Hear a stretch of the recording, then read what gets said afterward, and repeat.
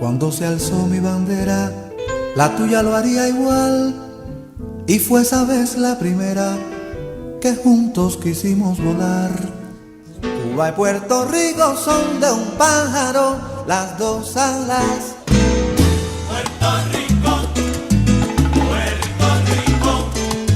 por eso te quiero tanto, Puerto Rico. Saludos al hermano pueblo cubano que hoy nos sintoniza. Mi nombre es Wanda Ibeliz González, del Comité de Solidaridad con Cuba, en un segmento más de Puerto Rico. Somos Caribe.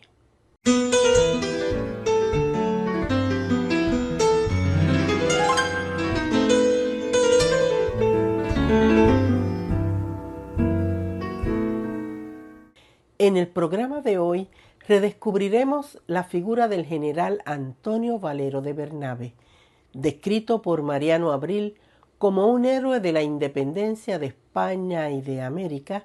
Valero fue uno de los más cercanos colaboradores del libertador Simón Bolívar. Participó en las luchas libertarias de México, Venezuela, Colombia, Ecuador y Perú. Para ilustrarnos sobre este insigne boricua bolivariano, nos acompaña en esta ocasión el profesor Antonio Prieto Colón, joven independentista y amigo de Cuba, además de historiador, estudioso de su compueblano, el fajardeño Valero de Bernabe. Escuchemos, pues. Estamos en el municipio de Fajardo, acá en Puerto Rico, bajo la estatua del general Antonio Valero de Bernabe, una figura sumamente importante en la historia de Puerto Rico y también, como estaremos hablando un poco en el día de hoy, de Cuba y de toda Latinoamérica. Quería destacar, antes de iniciar mi narración biográfica del general Valero, que esta estatua está hoy aquí en pie gracias a los esfuerzos de una figura muy importante en la historia de Puerto Rico y muy querida en Cuba, que era doña Isabel Rosado Morales. Es gracias a su gestión, a su esfuerzo en recaudar fondos, es que esta estatua tenemos hoy esta estatua aquí y mantenemos el legado del general Valero hoy, gracias en parte a ella. Así que nada, vamos entonces a iniciar con la figura del general Antonio Valero de Bernabe. Él nació aquí en Fajardo en el año 1790, en octubre 26. Su madre era Rosa Pacheco de Onormandía y su papá Cayetano Valero de Bernabe. Por la familia de su padre, de los Cayetano Valero de Bernabe, quien era aragonés español, tenía descendencia y linaje de nobleza en España. Esto es bien importante destacarlo porque su participación en el ejército español, este dato va a ser bien fundamental en su desarrollo allá en España. Su padre, Cayetano, participa aquí en Puerto Rico en el asedio inglés de 1797. Valero para esto tiene 7 años, así que se forma en la tradición y al seno de una familia militar. Su padre muere en el año 1800. Es enviado a España el niño Antonio Valero en aquel entonces de 13 años, en 1803, y comienza a formarse en la carrera militar en España, específicamente en la Academia Militar de Valencia. Allí comienza su formación como un militar tradicional en la formación española de principios del siglo XIX, y en 1808, mientras él está formándose todavía, está en 1808 es cadete en aquel momento. Como sabemos, Napoleón invade España, así que en esos primeros años formativos del general de lo que fue el general Antonio Valero de Bernabe va a ser en la guerra contra España, contra Napoleón, en aquel momento lo que se conoce como la guerra de independencia de España de los franceses, allá a principios de 1808.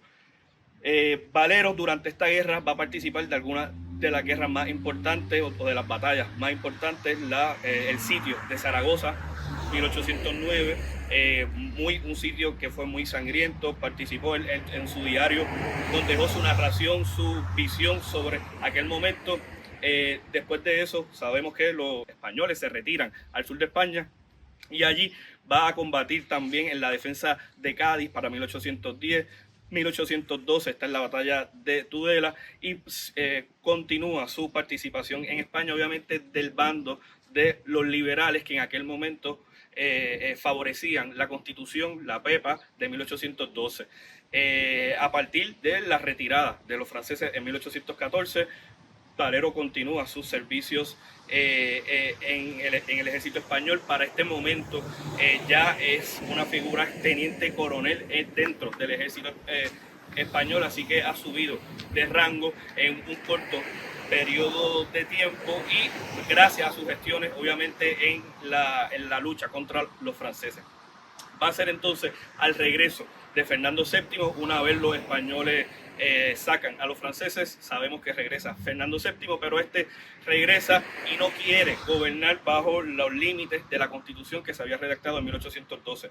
En este periodo, es el que se conoce como el sexenio absolutista, unos 6 años que Fernando VII regresa a gobernar en España como un rey absolutista, y durante este periodo Valero se da cuenta de que obviamente España no era capaz ni iba a poder dar las libertades que estaba dando Francia a otros países en aquel momento. Realmente Valero a principios de 1800 del siglo XIX se da cuenta lo que Betance y otros se van a dar cuenta a finales del siglo XIX, que es que España no podía dar lo que no tenía, y eran las libertades. En este periodo de 1814 al 20 es que Valero se convierte en un republicano.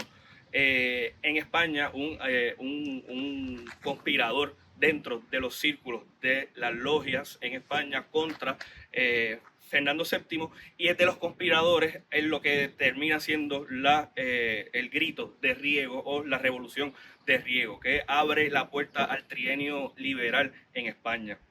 Durante este trienio liberal, que va de 1820 al 23, Valero regresa a América, especialmente lo envían a México, lo envían como segundo en mando del virrey, del último virrey español de México, Juan O'Donoju, enviados como estas fuerzas de los liberales españoles para tratar de apaciguar o apagar el fuego de independencia que se había levantado en México y en el resto de Latinoamérica durante todo ese principio del siglo XIX. Cuando llegan se dan cuenta obviamente de que ya no había vuelta atrás para la independencia en México, y aquí es donde se firman los tratados de Córdoba, Juan O'Donoju e Iturbide. Valero en aquel momento, a pesar de que sus biógrafos lo ponen en el lugar y de los hechos de la firma de los tratados de Córdoba, no tenemos documentación que nos afirme que si estuvo allí, sí va a estar relacionado muy cercano a Juan O'Donoju y definitivamente va a participar ideológicamente de este evento. Como parte de estos artículos de los tratados de Córdoba, hay uno que permite a los militares españoles que querían o quisiesen pasar al ejército mexicano, pueden pasar con el mismo rango que tienen en el ejército español. Valero se acoge a estos artículos, pasa al ejército mexicano. Estamos hablando de 1821, 1822. Es comisionado a redactar un código militar en México por Iturbide, es ascendido a brigadier del ejército trigarante en México, entra a Ciudad de México con Iturbide, así que participa de estos primeros años de lo que hoy es la República de México.